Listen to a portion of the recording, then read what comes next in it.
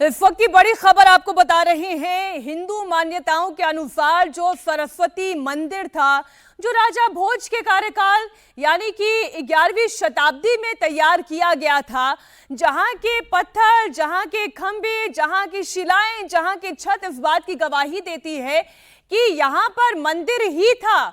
यहां पर हिंदू देवी देवताओं के चित्र अंकित थे। उस पर आज हाईकोर्ट ने अपनी मुहर लगा दी है। बड़ी खबर आपको दे रहे हैं।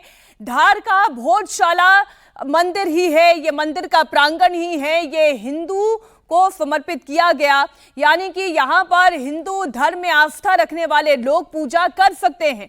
अब सवाल उठता यह है कि मुसलमानों का क्या, क्योंकि एक दावा जो मुसलमान कर रहे थे कि ये उनका परिसर है, जो उनका कानूनी लड़ाई के दौरान कहा गया, जो मुस्लिम पक्ष कह रहा था कि यहां पर नमाज अदा की जाती रही है, तो इसलिए ऐसे में ये मुस्लिमों को भी सुपुर्द करना चाहिए। तो इस पर हाईकोर्ट का फैसला बिल्कुल साफ दिखाई दे रहा है। भोजशाला एक मंदिर परिसर है जिसे 11वीं शताब्दी में राजा भोज ने बनाया।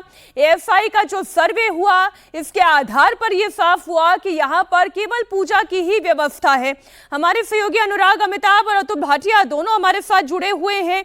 लगातार मुस्लिम पक्ष ये कहता रहा कि ये 13वीं शताब्दी में कमाल मौला मस्जिद थी और उसके बाद से यहाँ पर नमाज पढ़ी जाती रही है और एक व्यवस्था भी बनाई गई जिसके अंतर्गत ये तय किया गया कि यहाँ पर बसंत पंचमी की पूजा भी होगी, तो यहाँ पर नमाज भी अदा की जाएगी। आज इस पर बड़ा क्लियर कट फैसला दे दिया गया है। अतुल हमारे साथ जुड़े हुए हैं। अतुल, सबसे पहले तो ये बताएं कि आज कोर्ट ने क्या कहा। देखिए मीनाक्षी, पॉइंट टू पॉइंट जो आज हाईकोर्ट ने कहा वो मैं आपको पढ़ के बताता हूं। सबसे पहले जो फाइनल ऑर्डर कोर्ट ने कहा कि भोजशाला परिसर एक मंदिर है, कोर्ट ने भोजशाला को मंदिर करार दिया। ये हाईकोर्ट का बड़ा फैसला था। और इसमें क्योंकि मुस्लिम पक्ष अब कह ही चुका है कि वो सुप्रीम कोर्ट आएगा, तो मैं इस समय सुप्रीम कोर्ट में मौजूद हूं, तो मुस्लिम पक्ष जो है वो सुप्रीम कोर्ट में अपील करेगा। लेकिन अगर आप इस ऑर्डर को देखें तो जिस तरीके से अयोध्या में राम मंदिर का जो ऑर्डर सुप्रीम कोर्ट से आया था, ठीक उसी तरीके का ऑर्डर इसे मानना चाहिए, क्योंकि भोजशाला मंदिर जो है वो हाईकोर्ट ने इसको माना है। और इसके अलावा जो मुस्लिम लोग नमाज पढ़ने की बात कर रहे थे, उनको यह कहा है कि वो अल्टरनेट जगह की डिमांड कर सकते हैं। तो अब क्योंकि यह फैसला आ चुका है, मंदिर इसको माना गया है। और जो विष्णु शंकर जैन जो लगातार इस पूरे मामले पर अपनी दलीलें दे रहे थे, उन्होंने कल बताया था कि वो इंदौर जा रहे हैं हाईकोर्ट और वहां पर वो पूरे खुद प्रेजेंट होंगे। तो वहां पर भी उन्होंने ये कहा है कि पूरा जो मंदिर है ये हाईकोर्ट ने उसको माना है। कोर्ट ने भोजशाला को राजा भोज का मंदिर माना है। कोर्ट ने हमें पूजा करने का अधिकार दिया है, यह विष्णु शंकर जैन ने कहा। और मुस्लिम पक्ष को अलग जमीन की मांग कर सकता है, अल्टरनेट लैंड के लिए वो सरकार से मांग कर सकता है। तो बड़ा फैसला है, सुप्रीम कोर्ट में निश्चित रूप से मुस्लिम पक्ष आएगा। लेकिन आज का फैसला, क्योंकि एएसआई ने जिस तरीके से पूरा वहां पे कई दिनों तक वहां पे सर्वे किया था, उसके बाद रिपोर्ट पूरी सौंपी थी, उस रिपोर्ट का खुलासा क्योंकि सुप्रीम कोर्ट में ये मामला पहुंचा था और बाद में हाईकोर्ट के अंदर इस पूरे मामले पर सुनवाई हुई। तो तस्वीरें हैं अतुल, उन तस्वीरों को देखने के बाद अनुराग मेरे सहयोगी जुड़े हुए हैं। अनुराग, देखिए एएसआई का सर्वे होना, तथ्यों को सामने रखना, पुरातत्व विशेषज्ञ क्या कहते हैं उसको एक आधार बनाकर कोर्ट में दलीलें रखी गई, लेकिन कुछ बातें तो आंखों से एकदम सामने और स्पष्ट दिखाई देती हैं। चाहे वहां की शिलाएं हो, वहां के खंभे हो, वहां की छत हो, सब पर हिंदू देवी देवताओं के चिन्ह और जो हिंदू धर्मों के प्रतीक है वो दिखाई देते हैं। कोई शंका तो थी ही नहीं हिंदू पक्ष को कि ये मंदिर है या मस्जिद है।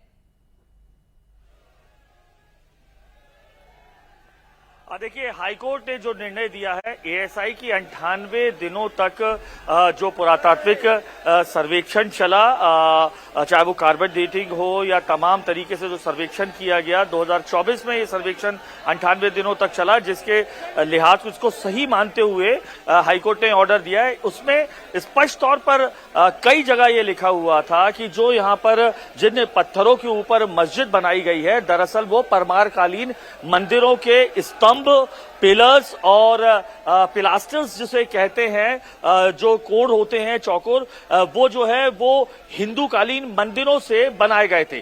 कई जगह साफ तौर पर आर्कियोलॉजिकल सर्वे ऑफ इंडिया ने लिखा है कि जो शिलालेख लिखे हैं उसमें ओम सरस्वत्याय नमः, ओम गणेशाय नमः, ये साफ तौर पर अंकित था। इसके अलावा जो सबसे महत्वपूर्ण बात जो एएसआई ने अपनी फाइंडिंग्स में दी थी, उन फाइंडिंग्स में मेरे पास वो फाइंडिंग्स भी है, उन फाइंडिंग्स में साफ तौर पर ये लिखा गया था कि जो स्तंभ हैं उनमें गणेश जी की मूर्ति, ब्रह्मा और उनके पूरी परिवार की मूर्ति, नरसिंह की मूर्ति समेत तमाम भगवानों की मूर्तियां हैं। इसके अलावा शेर, हाथी, कुत्ते, बंदर, इनके अलावा पशु पक्षियों जैसे हंस की भी आकृतियां उकेरी गई हैं, शंख की आकृतियां उकेरी गई हैं। एएसआई ने अपनी सर्वे रिपोर्ट में यह भी लिखा था कि इस तरीके की चूंकि कोई भी देवी देवता, मानव या पशु की कोई भी मूर्ति किसी भी मस्जिद में नहीं रहती है, इसीलिए उनको कई जगह खंडित भी किया गया। ये साफ तौर पर